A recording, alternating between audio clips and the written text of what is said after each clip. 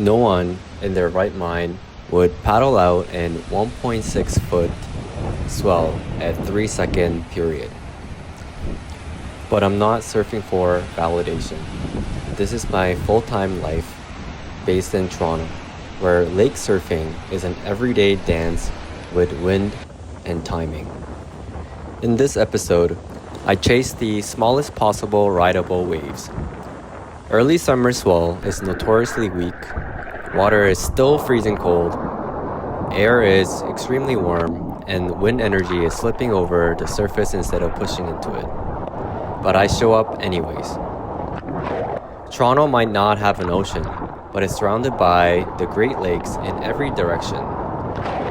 Like islands that catch ocean swell from 360 degrees, we catch wind swell from all around. This is how I turn micro conditions into moments of Stoke, surfing the Great Lakes. This is my first time surfing in Oshawa by the pier. The reason why I decided to surf this location on a southwest wind instead of going to the Scarborough Bluffs lighthouse is the beginning of the summer where the air is extremely warm compared to the freezing lake water. Therefore, compared to the wind model and forecast, the waves have a hard time being generated. When the waves are strong enough for the lighthouse at Scarborough Bluffs to work during winter season, it is by far one of the best waves within Toronto. However, it requires a strong southwest wind for the waves to wrap around the point at the lighthouse. Therefore, when the winds are a little weaker, Oshawa is the first place to fire, producing some sort of rideable waves. A friend has kindly informed me to check out Oshawa Pier. Therefore, here I am trying to surf the unsurfable.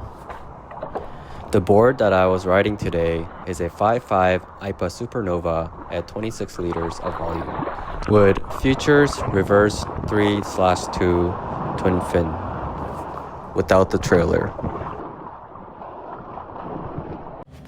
The buoy reading read 1.6 foot wave height at 3-second dominant wave period. To be quite honest, the reason why I drove to Oshawa is because the Wave Watch Model 3 was forecasting 4-foot waves. However, this model is usually overly optimistic, and especially during summer, it is incredibly inaccurate. The wind is picking up a lot in the afternoon right now, making it a perfect time for a Strike Lake Erie mission. Lake Erie is a shallowest of the Great Lakes. I believe it's only around 60 feet deep, so it's a very fast adapting lake in terms of water temperature. So during the summer it heats up the fastest, so it gets warm fast and accumulates heat faster than any other lakes. For example, Lake Ontario has a very hard time generating waves right now because it's so cold compared to the land air over landmass. But here in Erie, the water actually heats up relatively fast, matching the air temperature faster for easier wave generation at Erie. Right now it's probably around 17, 18, 19 knots, blowing southwest or west southwest.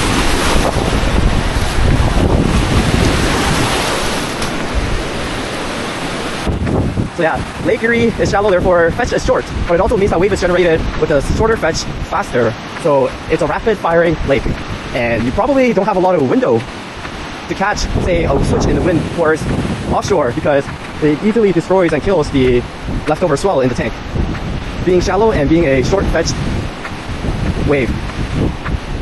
For example, Lake Huron or Lake Ontario is deeper. It has a further fetch, so you can afford to wait until the wind dies down, and there will still be swell coming in from a longer fetch across the lake. And at shore, it will be offshore or light wind classic conditions. But it's hard to find those moments in Erie because it's a rapid firing lake where when the wind changes offshore, the waves probably die faster relative to other lakes. So when it's big during winter, Lake Erie here, which is direct exposure beach break, it's incredibly tough and challenging to paddle out because imagine trying to duck dive big 6 foot, 8 foot waves at 4 or 5 second period. The moment you emerge above water after you duck dive, you have to duck dive again. So unless you're gaining distance, duck diving, good luck. The current's too strong, it's hard to paddle out, which is the reason why during winter people go over to Crystal Beach, or it's a point break. It's a classic wraparound point break. So obviously the size and power in the swell is not going to be as strong for most point breaks, as it's an attenuator of swell energy, right? Compared to a beach break. But then the beach break cannot hold such big swell as it will close out. And there's no real channel to paddle out on. Therefore, people move over to the point break when the swell gets big and challenging. And also the point break, the idea is that the point or cliff so somewhat shelters you from the wind a little bit as well. The good thing about Crystal Beach point break is that it's not just a point wrapping around a boat launch, but it's also a shallow reef break.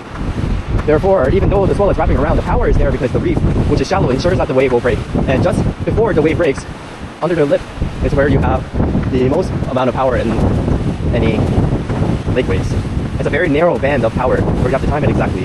And at least having a shallow reef ensures that it will eventually break. So if you just paddle early, usually on bigger sets, it will break and you'll be rewarded with a earlier entry on a wave with a little bit of a wave phase where you can at least get one turn, if not two. In this Lake Erie surf session in the afternoon, I was here all by myself. At the end of the session, a younger kid showed up on his little bigger longboard to catch these little waves.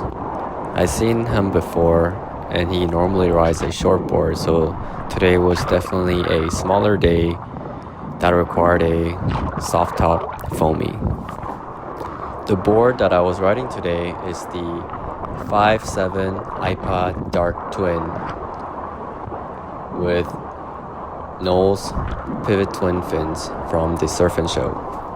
The waves were a little small, but I was incredibly happy that I was still able to get out into the water and have fun surfing even small waves. The next day, I was back in Oshawa Pier, trying again to surf micro-size wave at 2 to 2.3 foot swell at 3 to 4 second dominant wave period. This time, instead of my smaller 5'5" Aipa Supernova at 26 liters of volume, I was riding a 5'7" Aipa Dark Twinn at 29.5 liters. With the extra little volume, I was able to get on the wave and be able to do small turn attempts. Despite the slight increase in the swell height, the wind was actually more onshore, therefore it was equally as hard catching waves, if not harder. Nonetheless, I was grateful to be out here swimming until sunset.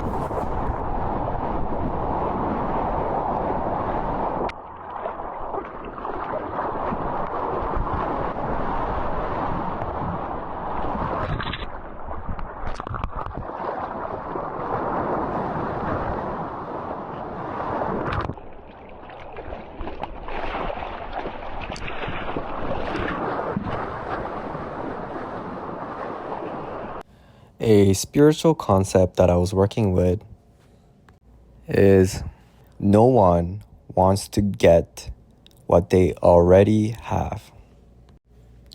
By saying, I want more money, it signals to the universe of your frequency mismatch. The universe is unconditionally supportive and will unconditionally grant and match your vibration, energy, and frequency of scarcity reality. Capitalism is based on people wanting more and more.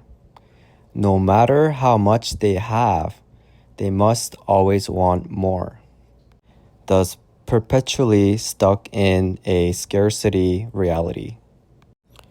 As a collective, our collective consciousness chooses to create our reality. If you don't like your current reality, you can choose to align to a better one. Recently, I've really been enjoying walking barefoot, trying to ground myself and receive some free electrons from abundant planet Earth. Another concept that I've been working on is how saying no protects your energy.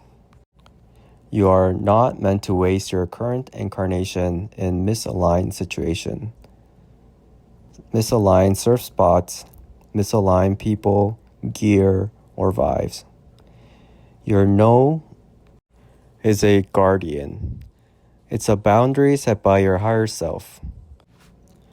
The faster you say no, the clearer your signals become. From a circuit designer's point of view, it is increasing your signal to noise ratio, increasing your SNR. The next concept is the self-fulfilling prophecy. People often say, I can't because of money. And it sends out a frequency to the universe, which the universe unconditionally supports. The more you believe that you can't, will ensure and manifest that you really can't. Hence, the money problem persists, feeling stuck inside a loop. Why would the universe present the door, which you, yourself, wholeheartedly believe is not possible? The universe, or the source code, only knows to be unconditionally supportive. Match the frequency and become that frequency.